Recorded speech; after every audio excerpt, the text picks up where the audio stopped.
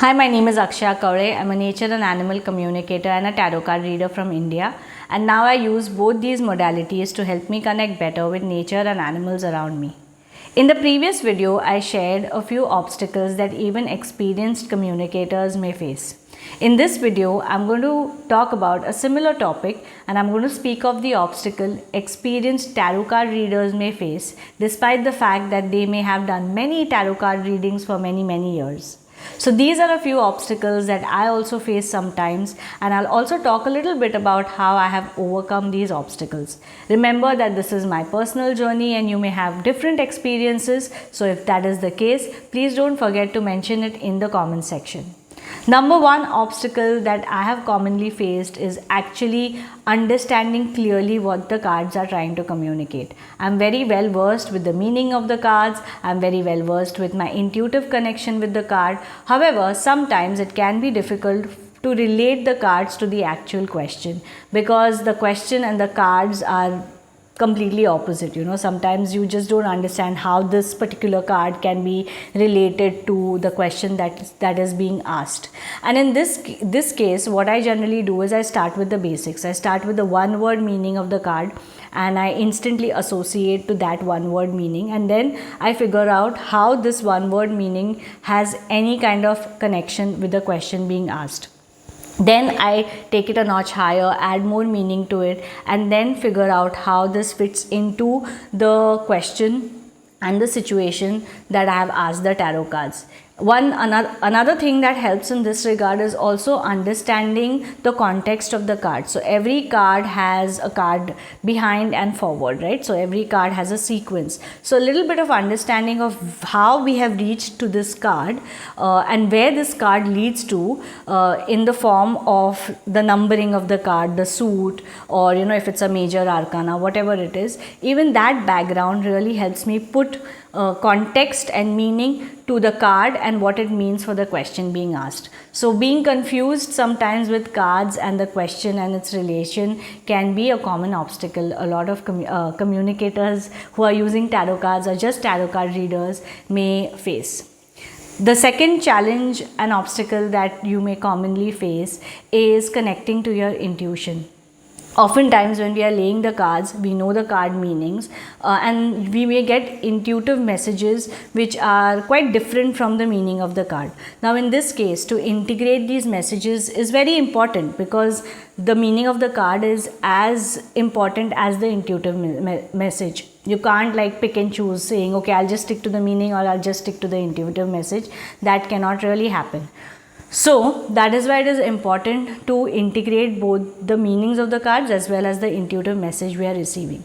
In this case, if it happens with me, what I generally do is, like I do with the previous time that I told you, I first understand the meaning of the card, I relate it to the question, then I make a note of the intuitive message and I relate it to the question, and then I see the kind of story that both my intuitive message and the meaning of the cards are forming, and slowly and steadily integrate it. Sometimes it may so happen that a few things here and there may not really fit into it, which is fine, but I make sure that overall what I'm feeling intuitively and the messages that I know of the card, the meaning that I know, I integrate it to my best ability, and to ensure that I give a complete answer to the questions that are being asked to the tarot card. So this is how I resolve this situation in case I am confused with the intuitive message and the meaning of the card.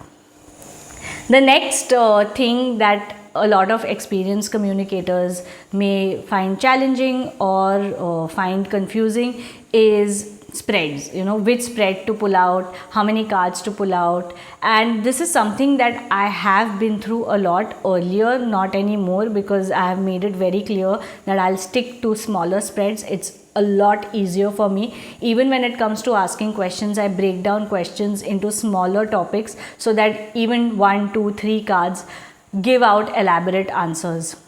So like I said, I've not faced this a lot in the recent past, but I have faced this even say 5 years ago, wherein I already had like good 8 years of experience with tarot card reading, and I used to not understand what would be the appropriate spread. I used to not understand whether I need to do a Celtic spread or something else. So then I decided, okay, I'm great with fewer cards, so let's stick to fewer cards. It's easier to connect, it's easier to understand also, and it's easier to provide answers to the person or the animal who I'm doing a reading for as well. So I stick to 1 to 3 cards wherein I feel a little confused, I don't know what to do. Just straight up 1, 2 or 3 cards I will pick out, and I'll also divide the question into smaller topics if that is possible. If the question is too complicated, I'll divide it into smaller topics, and that just helps me gain a lot of clarity with understanding what the cards really want to share. Another obstacle a lot of experienced communicators will share is picking the decks even. A lot of us who have been doing this for many years have many decks, and then there is this confusion as to which deck is the best, which deck should I use for which specific reading. And here's the thing, I really feel like the fewer options you have, the lesser you will be confused. So if you have many decks, ensure that there are just 1 or 2 which you really connect with, and these become your go-to decks. So for most communications, I personally will use a Rider-Waite. For me, that's my go-to deck. There are a few other decks that I have which I do definitely use, but those are only in cases where I feel really drawn to using them. This is not something I do very frequently. If I only feel really drawn towards it, I will, but otherwise I use my Rider-Waite, and I have 2. So depending on whichever is more accessible, I use the Rider-Waite that is available to me. But this confusion with decks is very common even with experienced communicators. So if you're going through it, just make sure that you have 1 or 2 which you really resonate with, and for most readings you will pick up on those decks. Okay. The next thing a lot of experienced communicators may also find challenging is relating to the intense cards or the so-called negative cards in situations which are not so intense or negative. So sometimes we may get the Devil or the Tower in a situation which is actually quite positive, or in a question which does not have any association with the Devil or the Tower. So it becomes very difficult for a lot of readers to understand how to connect the intensity that the card is showing to the actual lightheartedness of the question. Now we need to understand that even with the intense cards, it's not necessarily always very negative.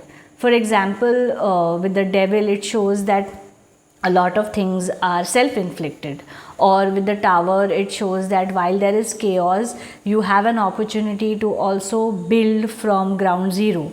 So we need to associate the hope in these cards, the hope that these cards bring, that things can get better, and then associate it with the question. So if you feel really confused, like I said, go back to basics, understand the main meaning of the card, and then see how it fits into the question that is being asked. So these are a few common obstacles tarot card readers may face, despite the fact that you may be really experienced.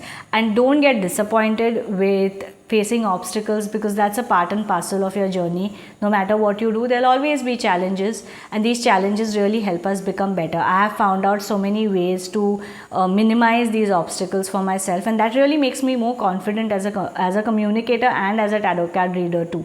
So I hope you enjoyed watching this video and found it helpful. If you have any questions or experiences you would like to share, please do mention it in the comment section below. And until the next video, bye bye.